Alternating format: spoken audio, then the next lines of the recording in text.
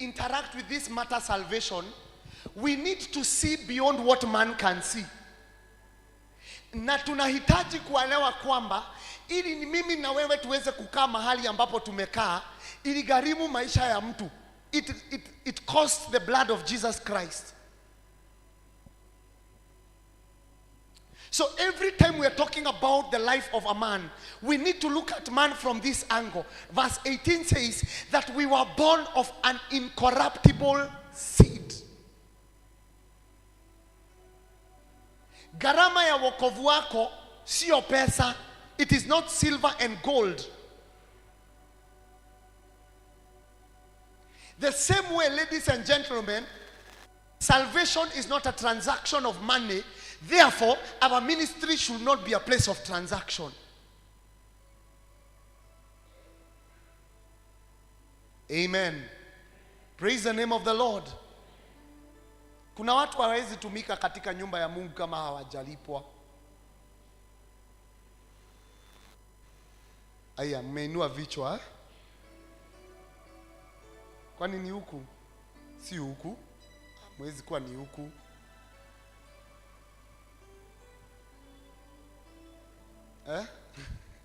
Oh, sio huku. The price that was paid for you and I is beyond what is normal. It's beyond, it is something that costed the life of a man.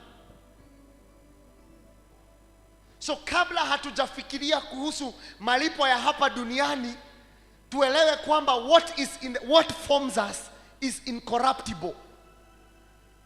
And the same way it is incorruptible, we cannot also make it as a platform of transaction.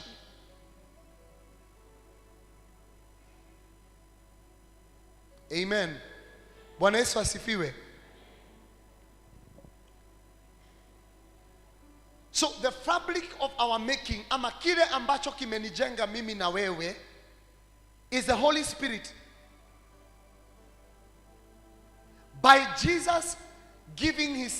God giving his son Jesus Christ, and he came here on earth, and now you and I are called children of God. Means that what he did, he transferred his DNA, and now we have the DNA of God.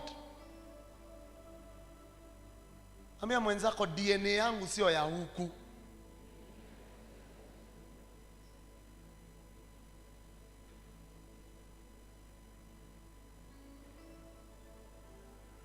We carry the DNA of God.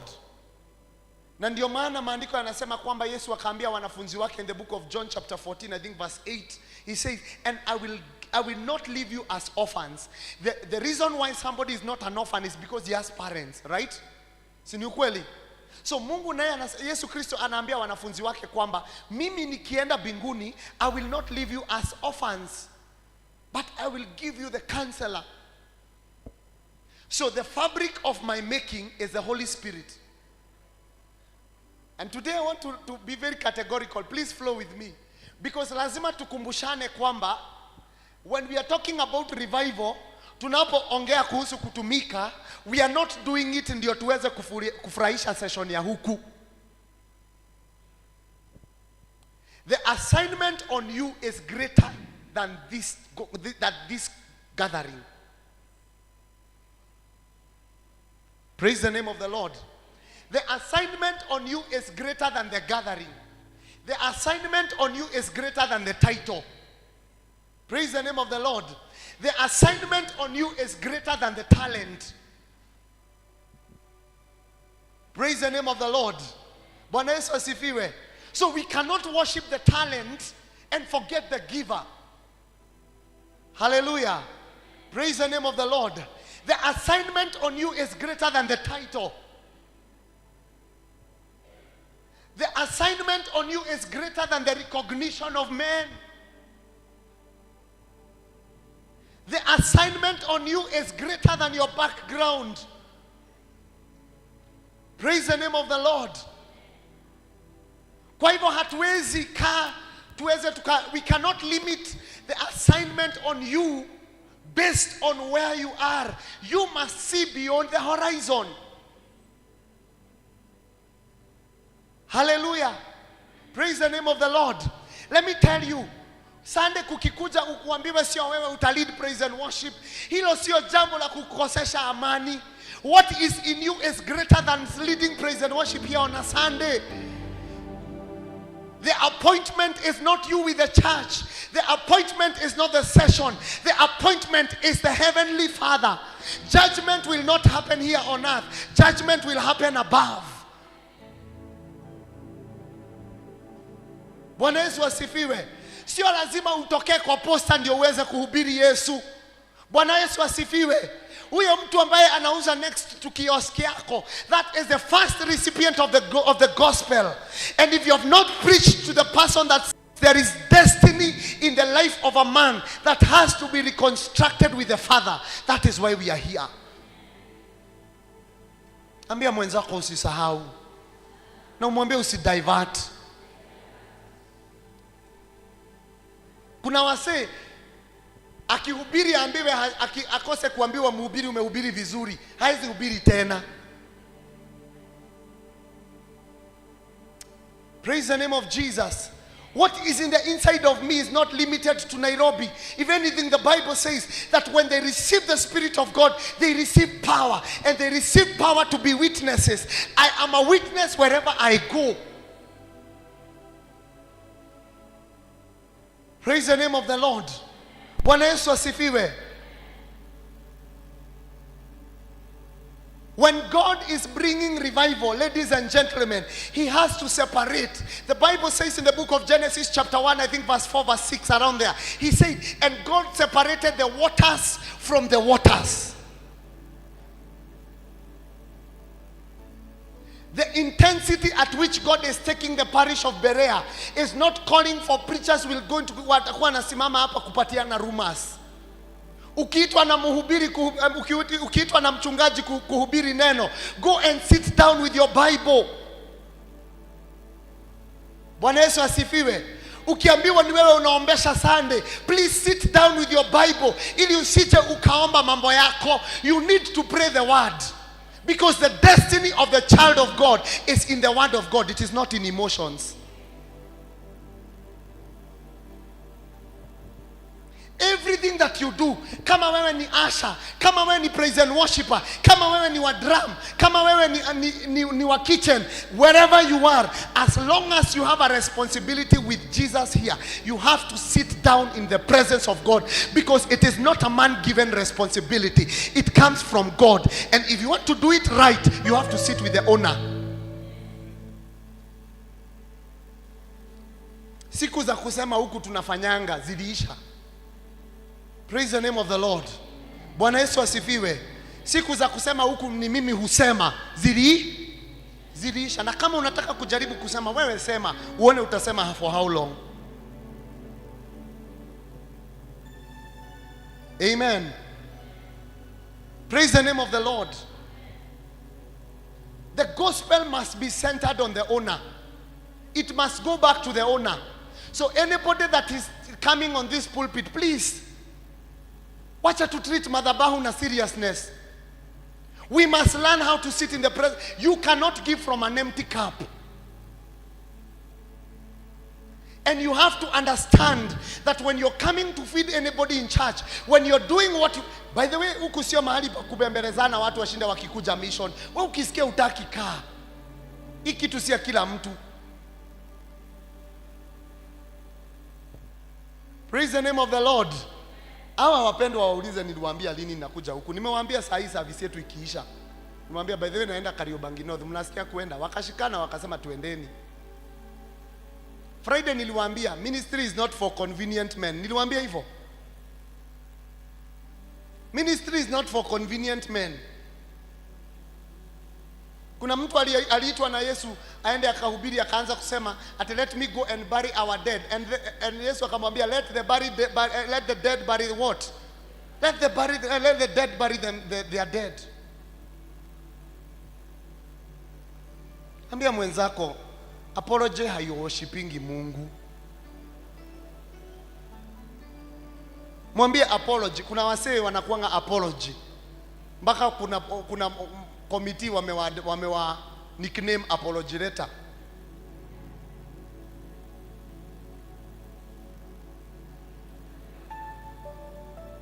Yesu asifiwe.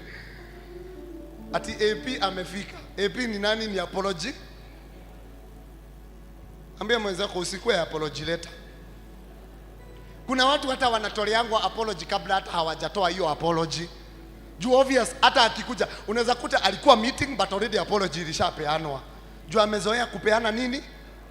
Ambia mwenzako apology huwa itumiki kwa ufalme. Tell them apologies do not serve the Lord.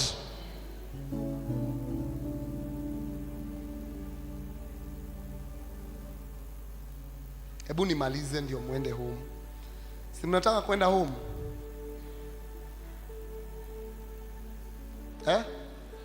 Ati? Hadi yule warungai ataenda leo.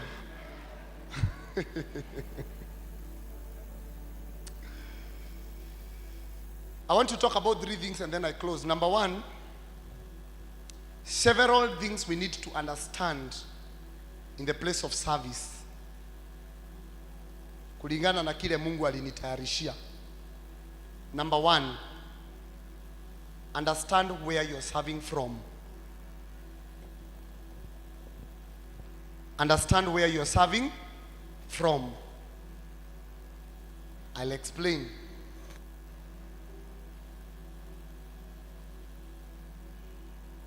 Siku moja niliitwa mahali kuhubiri na nikasema jina langu. Watu wakaanza kuniuliza, wewe ni Ndegwa wa kina sijui nani? Unajua kuka yako alikuwa elder huku, na sasa kwa sababu kuka yako alikuwa elder huku, wewe ndiye mhubiri leo.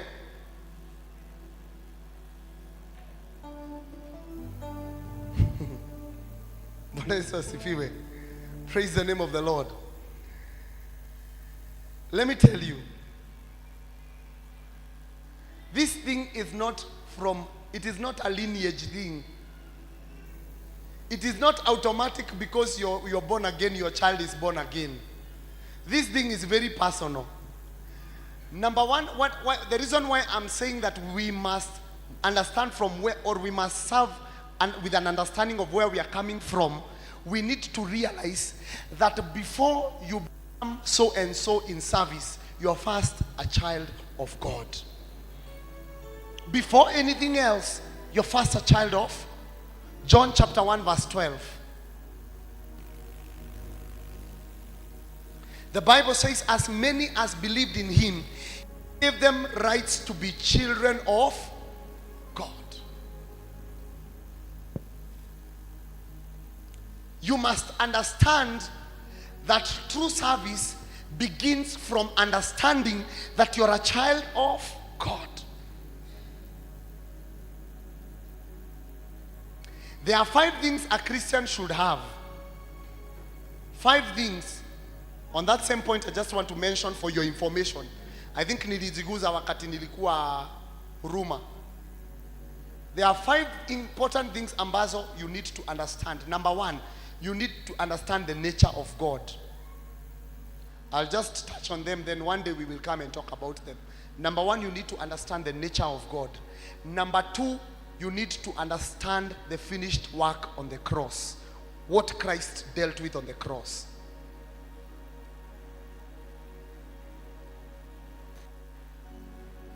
Number 3, you need to understand the privilege of sonship.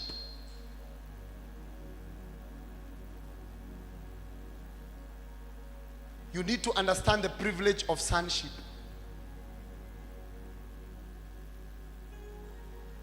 Number 4, you need to have the wisdom of seasons.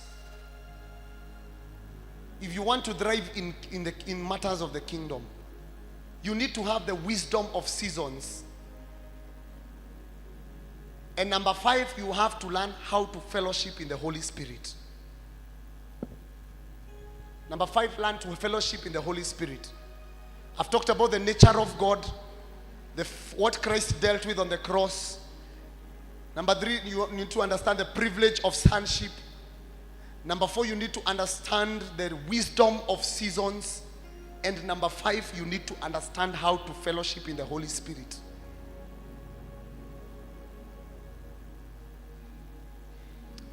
As a child of God, you need to know who you are in the kingdom. Nishamaliza na hizo points na build tu kidogo on hii.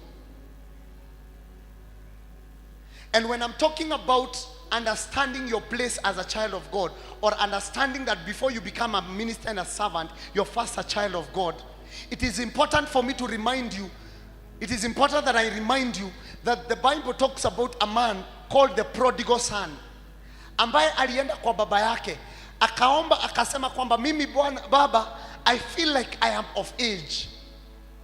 The problem with this young man is that he did not have the wisdom of seasons.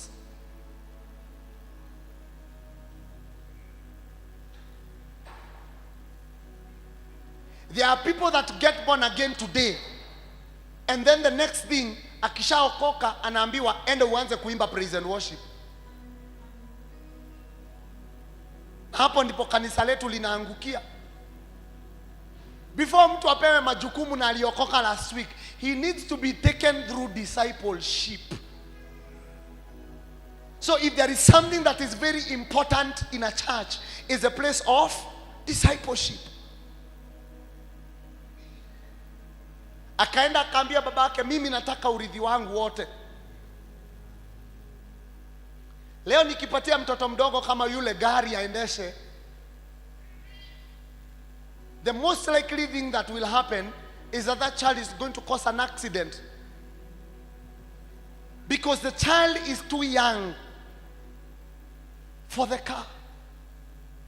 We need to stop this thing of saying I want to tap into an anointing that you don't know the labor that has taken place. There are people that are very good to say, I have come to tap into an anointing. Anointing ambayo haujui gharama ambayo ililipwa. Wewe unajua tu kuona wow, but you don't know the work behind it. By the way, there is something that came in my spirit yesterday as I was thinking about coming here today. Same from the same book of Jeremiah. That before I knew you, I formed you, and I formed you. Before you were formed in your mother's womb, I called you to be a prophet for all nations. There are people here today, the way you see them function, please do not usijaribu kuiconvert na miaka ya mwili. Kuna watu wanaweza kuwa ni wadogo kiumri, hello, ni wadogo kiumri, lakini responsibility, the responsibility of on them is deeper. Tulikuwa tunaambiana tukiwa kwa ofisi ya Rev kwamba Methuselah alikufa na miaka over 900, and the only thing recorded in scripture that he died with 900 years. We don't know what he did in the 900 years he was alive.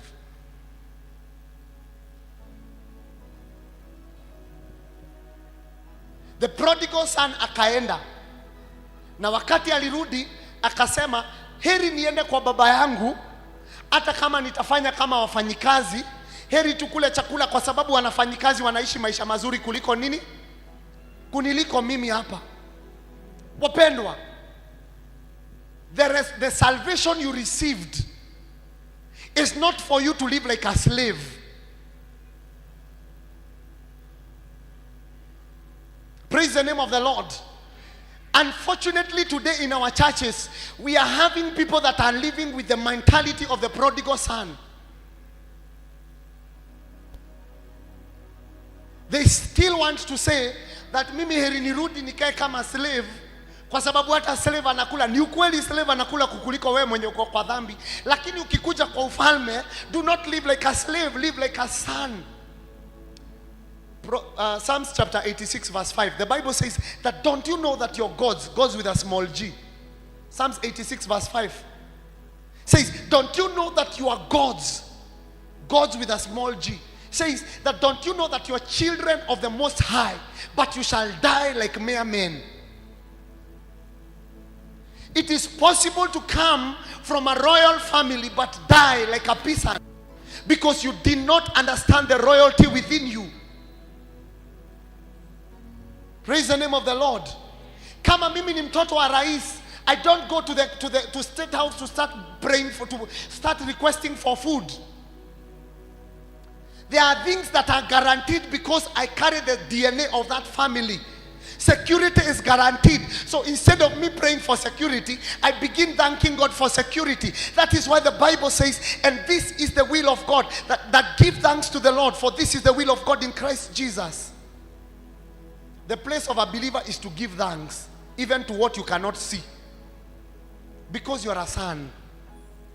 Because you are a what? Because you are a son. Manake unajua kwamba katika ufalme wa baba yako kila kitu ambacho unahitaji kinapatikana.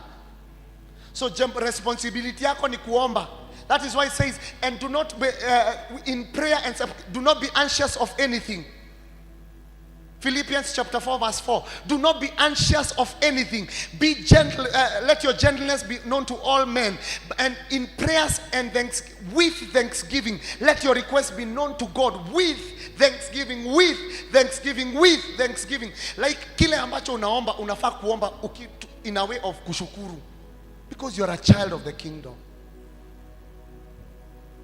Prodigal son wakati alikuja kwa baba yake hata hakungoja kwanza atolewe nguo. He came and hugged the boy, put a ring on his finger and undressed him and put on royal garments. We need to realize, wapendwa,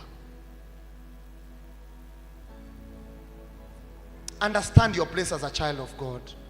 Ambia mwenzako, jua position yako wewe. By the way, ukishajua position yako kwa ufalme utawacha uoga. Ambia mwenzako, utawacha uoga. Mweleze kwa language ataelewa vizuri. Mwele ni ugotiga guo ya we. Mwele we guo yosho we na guo we.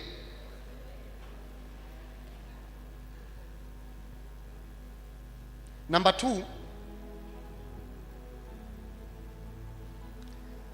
for you to be effective in service, what is born of God, this is point number 2. What is born of God is sustained of God.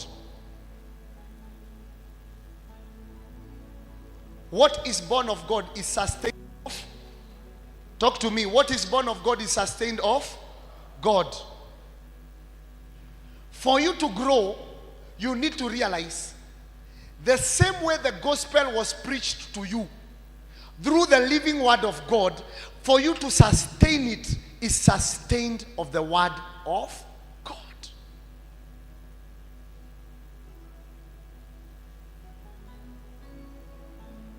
Ukitaka kipawa chako cha uimbaji kidumu, ukitaka relevance yako kwa ministry idumu, usidumisha na kupiga kifua na kusema ni mimi nimesema. Hello, idumishe na neno la Bwana.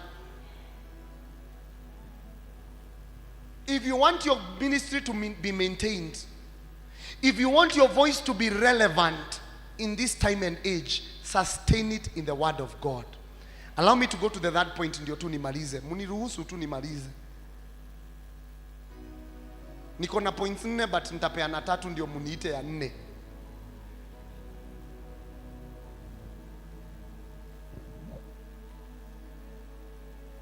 What you have received is for you and for others. That is point number 3.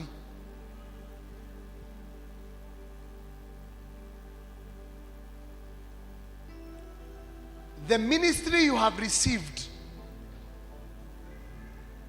it is to align both yourself and to also for others. The Bible says that you are the light of the world. You are a city on a hill. Nionyeshe verse moja then tufunge. Nisaidia na Ephesians chapter 2 verse 10. Ephesians chapter 2 verse 10. Na unipatie version gani? I think here. Good. Hiyo ndio version. I think hebu nisaidia na ESV. Tuone ESV nasema aje. English Standard Version. Kuna version yenye mlikuwa mmenitafutia last time wakati nilikuja kwenu, ambayo inasema your God's masterpiece. Nitafutie hiyo. For we are his workmanship created. Hebu tuisome. Sasa wewe ni zote ama ni hii tu yenye natumia? Haya basi tukingoja. Ephesians chapter 2 verse 10. Ndio hiyo version natafuta. Aya, nataka tusome pamoja kama chorus. 3, 2, 1, go. For we are God's. He has created us anew in Christ Jesus, so that we can do the good things that he planned for us long. Masterpiece is the best product of an artist. Artist akichora picha na anataka kuipeleka kwa showroom, huwa anaenda anaipresent mbele ya the artists of the artists, na ili aweze kuitwa the artist of the artist lazima aproduce masterpiece. Tunaelewana sasa? So akipresent masterpiece, sasa masterpiece yake is going to prove his prowess. It's going to prove how good he is. Lakini the work of the masterpiece is not so that the masterpiece itself can be praised. It is so that the master. So there is no masterpiece without her. There is no masterpiece without her. And the agenda of the masterpiece is to point the perfection of the master. Now look at this. You are God's. You are God's. But the reason of your creation is you have been created anew in Christ, so that you can do the good things he has planned for us long. So what you're supposed to perform, ama responsibility yako kwa hii maisha, haijaanza siku ambayo uliumbwa. Responsibility yako kwa hii maisha, wewe ndio uliipata. Kwa sababu ilinenwa siku za kale. Na sasa hii siku za kale, you're supposed to catch up with it. So every time you go for fellowship, you need to realize ya kwamba kila mtu ambaye amekuzunguka, na wapendwa, ni vizuri for me to mention that anybody in your life has a responsibility and has a divine purpose. So everybody around you is either a recipient of the masterpiece or is supposed to build the masterpiece. Hiyo story ni poa? Hiyo story iko sawa? Either mtu anakujenga ama anapokea. Ama pia wewe unafanya nini? Unapokea. Kwa hayo mengi na machache, you will never look at people the same way. You will never. Hutakuwa unaangalia watu hawatakuwa na hubiri unasema ni kale kama mhubiri ka gateway.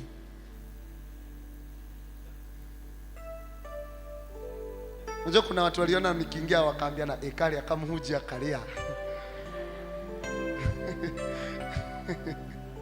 Nikashokio.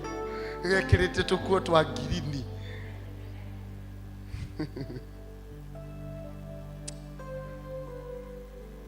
Ambia mwenzako, I will serve the Lord. Kama mwenzako haja kuangalia vizuri, si uangalie mtu mwingine anakuangalia venye kinafaa, umwambie mimi. Mwambie hii story niko serious.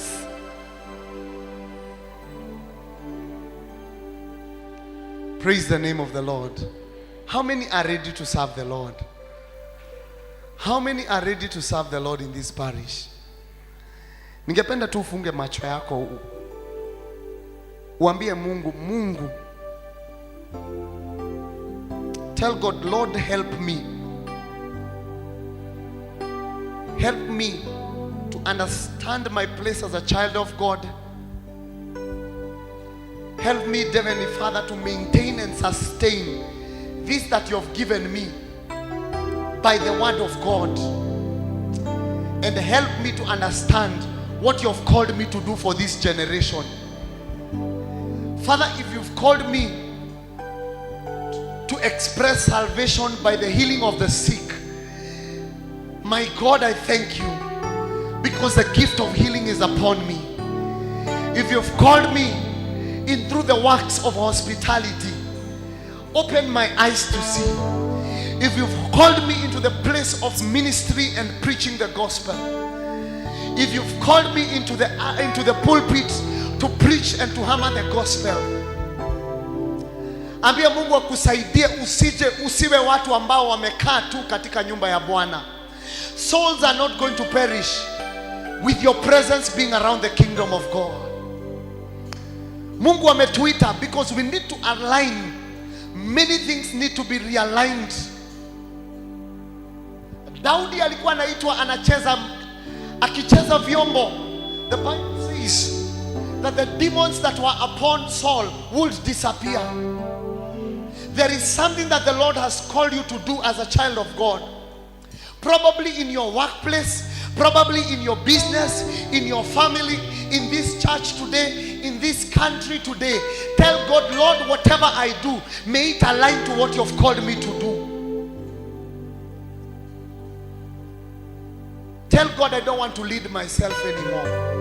Mwambie Bwana, mimi sitaki kujiongoza tena, lakini kile ambacho umeniitia nisaidie. Mungu wa mbinguni, kila kitu ninapofanya, ninapoimba praise and worship, ninaposerve, ninapocheza instruments, ninapocheza kwa media, ninapoenda mahali, ninapofanya kazi yangu, nisaidie Mungu wa mbinguni kwamba sitafanya kila jambo kulingana na matarajio yangu, kulingana na mapenzi yangu, kulingana na kile ambacho mimi napenda. Nisaidie kufanya kila jambo with an alignment from heaven, with the understanding that what is in you is greater. It is greater than the people. What is in the inside of you is greater. Heavenly Father, I pray for these wonderful people. Whatever giftings that are not available in this church, Holy Spirit, I pray, locate them for your usage.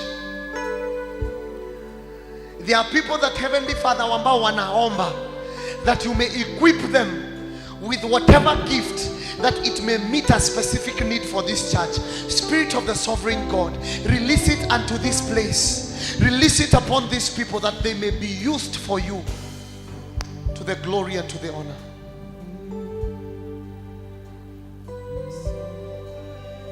Father, our lives shall never be the same again. We shall preach the gospel in and out of season, to the glory of God. Kuna wimbo ambao unasema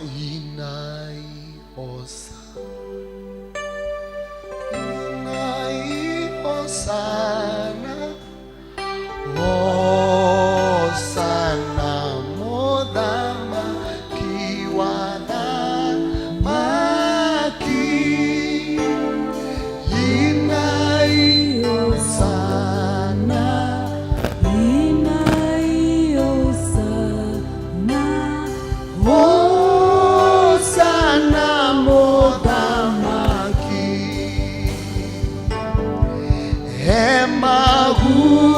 tata waine takanage,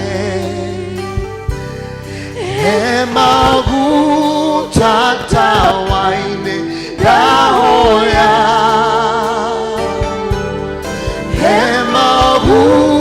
tata waine takanage, takanage inai Hosana, inai Hosana, Hosana modama kiwana maki, inai Hosana, inai Hosana,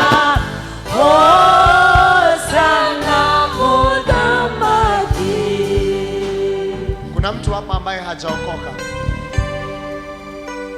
Is there anybody here ambaye hajaokoka na ambaye angependa kupatiana maisha yake kwa Yesu, kwa sababu amepata ufunuo kwamba sisi, we do not belong to ourselves, we have not formed ourselves, na angependa kupatiana maisha yake kwa Yesu? If Hivyo basi, kama hakuna, mchungaji atatuombea ili zile vipawa ambazo tumepokea ziweze kufanya kazi katika huduma katika nyumba ya Bwana.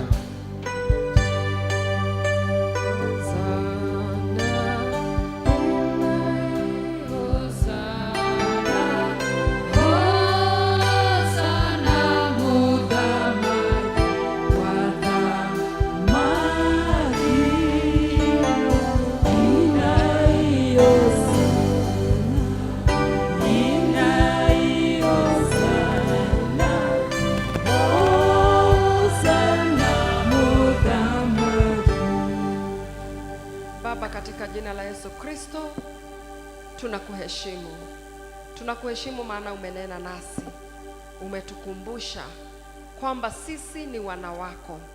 Tuna haki zote. Tuna urithi wote kama wana wako. Na umetuweka huru ili tukutumikie. Umetuita tukutumikie. Na pia umetuita umeita watu wengine ukawaleta karibu nasi. Wawe baraka kwetu. We've been reminded that the people around us have a responsibility, and we too have a responsibility over them and to them. Baba, tunaomba kwamba neno lako lipate nafasi katika maisha yetu, liweze kuzaa matunda yatakayoweza kudumu. Tunajiombea sasa. Father, we pray for our parish. We pray for our congregations. We pray that you may stir up the gifts of God in us. For you have reminded us that we are your workmanship. We are your masterpieces. And long, long ago, before we even came into the world, you already predestined the things that we were supposed to do. Yet wengine wetu tuna operate at quarter. We operate at half. Wengine tuna operate 3/4. Hatujaoperate kulingana na karama zako, kulingana na vipawa vyako ambavyo umetupatia. Father, I pray in the name of Jesus that as we bring to a culmination this revival meeting, that by your Holy Spirit, you will stir up our lives. You will stir up the gifts of God in us, that they will be evident. Zitachipuka, tutajielewa, na tutaanza kukutumikia like never before in the name of Jesus. We also pray that you may help us to immerse ourselves in your word. For you have reminded us that whatever the calling in us, the destiny in us, shall be sustained by your word. We are Bereans. Father, we pray that we may live by that word. It's not in vain that we were called, or we called ourselves Bereans. It is not in vain. Father, help us to be people who dig into your word, who immerse ourselves into your word, and give us a spirit of wisdom. Give us a spirit of revelation, that we'll understand what you're saying and we'll put it into perspective. We will look at things from your angle in the name of Jesus. Hatutatazama mambo tena kwa maono yetu, lakini tutatazama kwa maono yako katika jina la Yesu. Sisi ni barua. Tunaomba tusomeke vizuri. Tunaomba kule katika miji yetu watu wasome na wakuone. Our neighbors wasome wakuone. Our workmates wasome wakuone. Our churchmates waone, wasome, wakuone Mungu wetu. And Father, we apologize and we say sorry for where we have misrepresented you. Mahali ambapo pia hatujatumika vilivyo. Mahali ambapo pia tulitafuta kuwapendeza wenzetu zaidi ya kukupendeza wewe. Tusamehe, tusamehe Mungu wetu. Tunaomba mwamko mpya katika parokia yetu. Tunaomba mwamko mpya katika maisha yetu, katika boma zetu, katika miji yetu. Tuamshe tena Mungu, and take us where you want us to be. And if there is a place where we have been retarded by many things, our own making or the makings of others, we pray for fast tracking, Lord, individually and corporately, that you'll fast track us and we'll get where we are supposed to be. We refuse to die like Methuselah, miaka mingi lakini bila impact. We want our short or long lives to have impact in the name of Jesus. So help us, God. We are before you, and that is why we came. That is why we came, Lord, that you may touch us and transform us. And indeed, in unison, kwa sauti moja tunasema tutakutumikia wewe. Na ni katika jina la Baba na la Mwana na la Roho Mtakatifu. Tushangilie kwa makofi. Hallelujah. Praise the name of God. Tunaweza pata kuketi. Kwa hakika Mungu ni mkuu, amenena nasi. Ujumbe kwetu ni sasa sisi tutii neno lake Mwenyezi Mungu. Tuamke na tuinuke, tuenende tukahudumu. Maana mwito umeletwa kwetu, tutamtumikia Mwenyezi Mungu. Amen. Tutaambia mtumishi wake Mwenyezi Mungu aje. Abarikiwe. Can we just do so?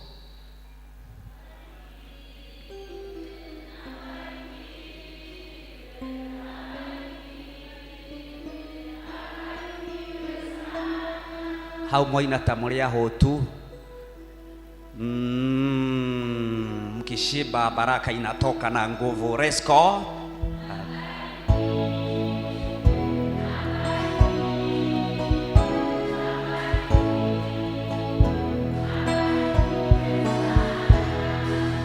Na sisi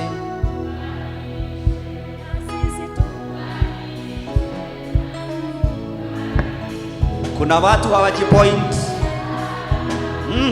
Na sisi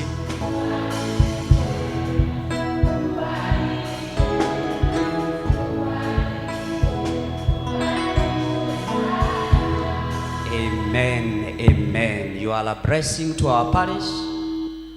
Igoro nerai katika muhujia karia. Bwana asifiwe.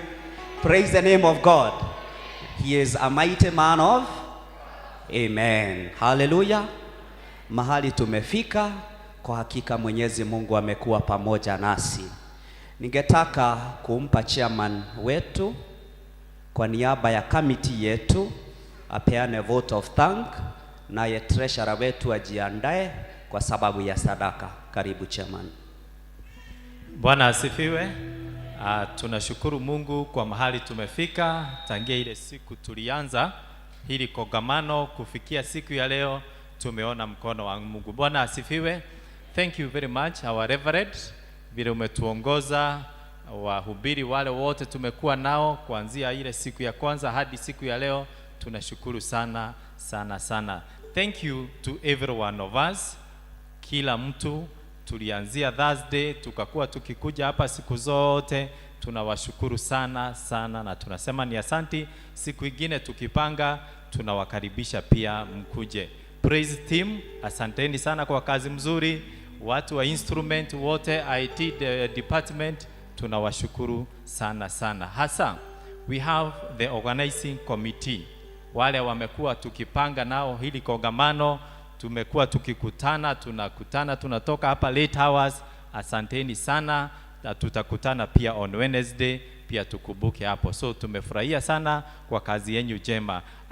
We also have the support from the office of the session clerk, the parish minister, elders, wote tunawashukuru sana kwa vile mmetushikilia na tumeona mkono wa Bwana, na Mungu azidi kuwabariki na kuwatendea mema. Hata tukienda manyumbani tumefurahia kama kikundi cha evangelism pamoja na wale organizing committee, tumefurahia sana sana. So Mungu awabariki na watendee mema. Thank you. Asante sana chairman. Session clerk, sijui kama kuko na announcement ingine.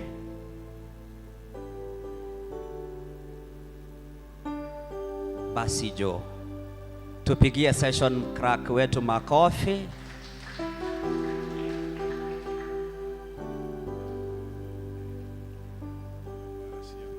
God is good and all the time. Reminder tu ni watoto kuja Tuesday wawe hapa kama vile tumeagana, wahakikisha wamefika, chairpersons wahakikisha watoto wao wamefika kwa wakati unaofaa, na pia nao wale wako kwa duty wajiandae. Na zaidi ya yote tulisema watu wajitolee. Kazi ni kutenda sasa, siku kunena tena, ni kutenda. Matendo ndio tunatarajia kuona. Mbarikiwe sana. Asante. Amen. Na in connection to that, committee andalizi wanaombwa wabaki tukimaliza revival yetu. Je, umebarikiwa katika hiyo revival? Umebarikiwa katika hiyo convention? Na unajua hii inakaa kama ni mwanzo. Nyingi ziko jiani, hata mission tukipanga. If this is a start, the fire ndio hiyo, na tutaenda bali kwa utukufu wa jina lake Mwenyezi Mungu. Amen.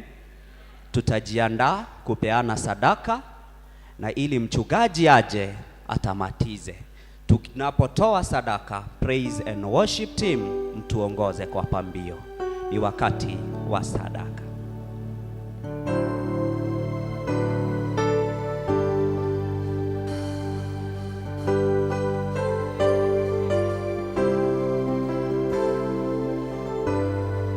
Biblia ya parokia iko pale.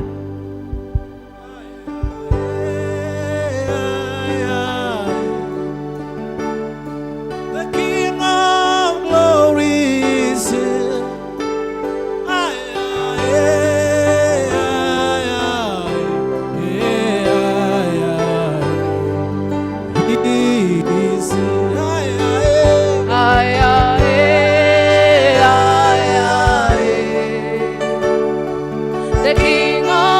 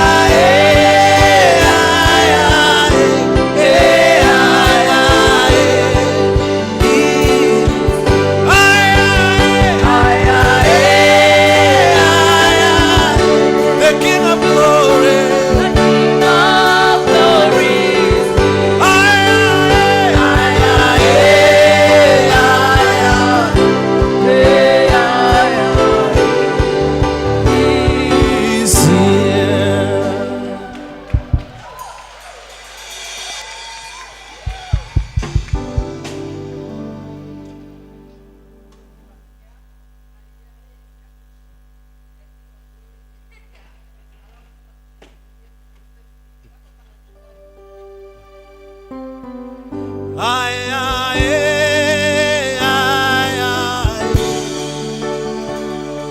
The King of Glory is here.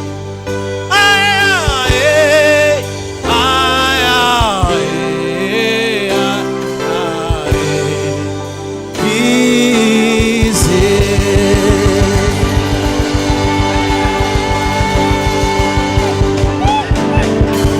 Amen.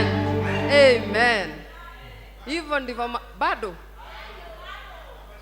So ya mwisho akumaliza. Haya, ya mwisho sasa basi. Ya mwisho. Ya mwisho. Na hivyo ndivyo maukuta ziuanguka kwa kiroho. Ndivyo unaachanga maugonjwa huku. Unaenda ukiwa free. Ndio milango ufunguka. Unapigiwa simu fulani. Unafurahi. Haya, haya eh. Haya. Aye, aye, aye. The King of Glory is here. Aye, aye, Haya. aye, aye. Say,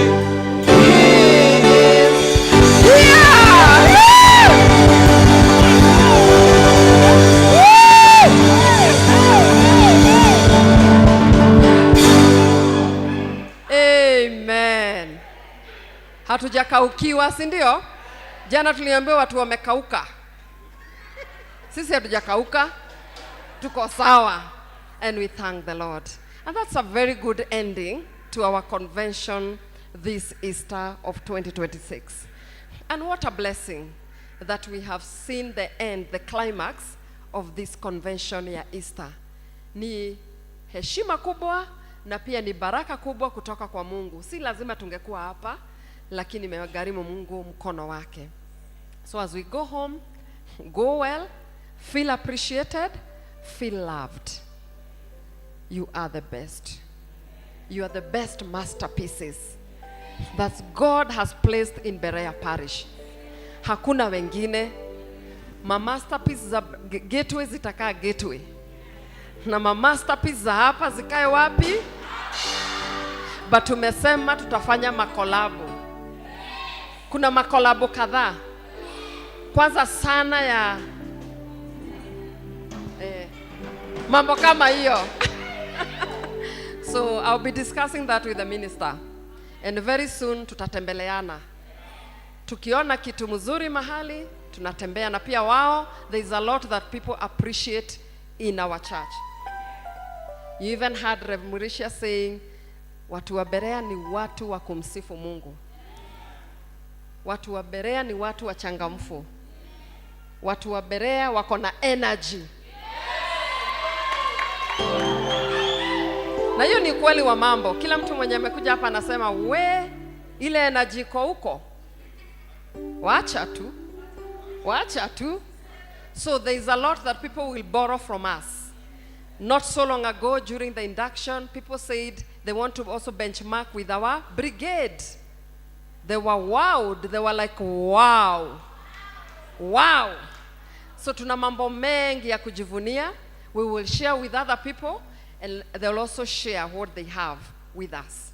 We will collaborate so that the body of Christ can become better. Wahubiri wetu wenye mko hapa na wale wengine wako hapa walituanzishia, Evangelist Sami, Rev Muireshia, and everybody who has participated, pokeeni shukurani zetu. Mungu ameona kujitolea kwenu. Mungu ameona, Mungu atawajibu. Aonaye kwa siri atajibu kwa wazi. Amen, amen, amen. Hata kujitolea kwenu. Those who started coming here on Thursday evening, this church was full. Tukaraukia Friday, tukuchoka tena jana, tena leo. My exchange programs, evangelism teams, they have gone very well. May God bless you. Feel appreciated. So with the same energy, we just want to pause kidogo kesho tufanya 1-2-1-2, alafu Tuesday tupatane hapa. The children and the youth need us. we are raising the next generation. In the generation of Purpose Summit, if you'll not be teaching, you'll be supporting in another way. Tutakuwa tukiwapangia vikombe za chai, tunawapangia masahani.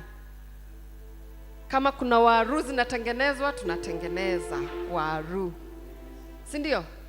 So tutokeleze kuanzia Tuesday. Watoto wakifika hapa watukute. You offer your time. Kama utapatikana 1 hour 2 hours is okay, but pass by. Na pia tuma kitu. Unaweza tu nunua chumvi. It will make a difference. It will reduce our budget. Chuvia finje. Sitapika. Sukari kilo moja. Sitapika. So whatever it is that the Lord will give you, just give it. We want to raise a generation that knows that it's important to serve the Lord. And that's why their theme is doing all for the audience of one. For the audience of one. Tunamtumikia Mungu. So see you on. And also keep the pay bill busy. So ingekuwa bora ungeandika hiyo pay bill mahali. 247 247 alafu 624 191. So you note, keep it busy. Ukilipa wako kadeni ulikuwa unangojea because tumekaitisha kwa maombi, rusha kakitu kwa sababu ya summit. Sawa. Ukiuza vizuri, si ndio? That is why God will entrust us with more so that we can be faithful. Haya ya mwisho alafu nipeane benediction. Mtabaki sasa mkijienjoy nayo sasa after benediction, sawa?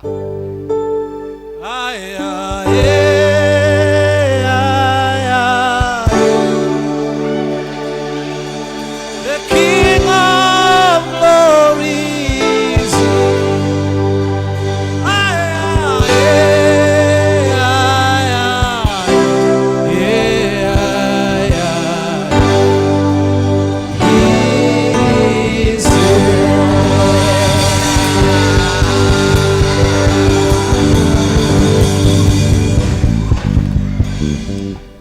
Amen. With that energy, with that excitement, with that inspiration, may you now go out to seek and serve the Lord. And may the Lord make his face to shine on you. May the Lord be with you. Bwana awe nanyi na familia zenu na kazi zenu na mambo yenu yote. Bwana awaneemeshe, awapanulie mipaka, abariki kazi ya mikono yenu, awainulie uso wake, maana akinua uso wake manjozi, shida, kuhangaika kunaisha. Bwana awainulie uso wake katika situation zenu. Bwana inue uso wake katika familia zenu. Bwana wainulie uso wake, na uso wake ni uwepo wake. Nazo baraka za Mungu Baba Mwenyezi, Baba, Mwana na Roho Mtakatifu ziandamane nanyi mnapoenda makwenu, mnapomtumikia Bwana, mnapowakilisha ufalme wa mbinguni. Hizi baraka ziwe nanyi sasa na hata milele. Amen. Tulisema huwa tunaketi tugeshokaniriria tukera Ngai ni thengio, alafu rĩu tugokĩra tugasifu. Asante.